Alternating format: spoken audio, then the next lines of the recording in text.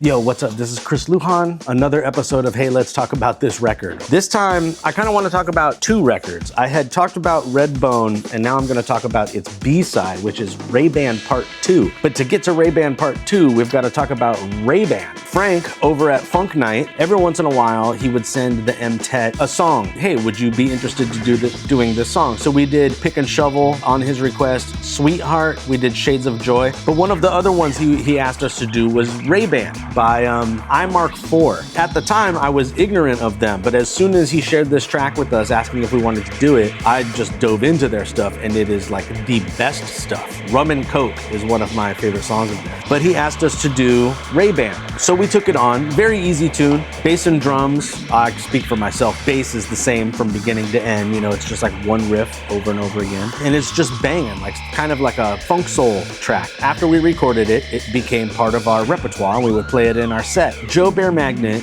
guitar player in the M-Tet, again, Gary Pittman, Hammond organ, all of the keyboards, I'm playing bass, Michael Reed on the drums. Joe had these certain pedals that could loop stuff, but like modulate them, pitch shift them, speed them up, slow them down, and all of this stuff just by twisting knobs. He would like play one note, and then he would be able to twist knobs for quite a while. When we would play Ray-Ban live, Gary would do a solo, I believe, and then Joe would do a solo, and then we would end the song as it ends on the iMark IV's version. And at some point, we started picking it back up again. So the song would completely end, and then Mike would come in with the drum beat, Joe would start playing with his knobs there, Gary would come back in, I would come back in, and we would pick it up, and it would just be this whole like exploration in sound, however you want to put it. It was just like a soundscape of Joe doing the stuff while we were just like grooving behind him and just like let him go. Since we were doing that at the shows, when we went to record Total Nonstop Action, the album that this is on, I said, hey, I want to record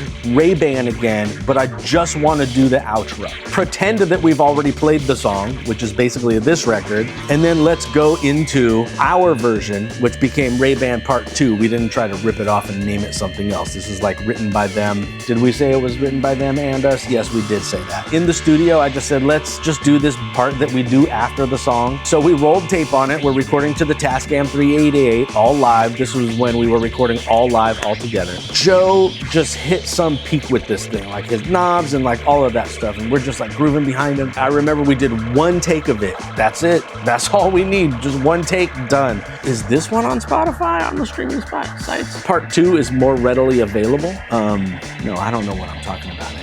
Don't listen to me. I did some of this stuff. Check it out. Ray-Ban and crowd favorite and my favorite, Ray-Ban Part 2, where we got to do our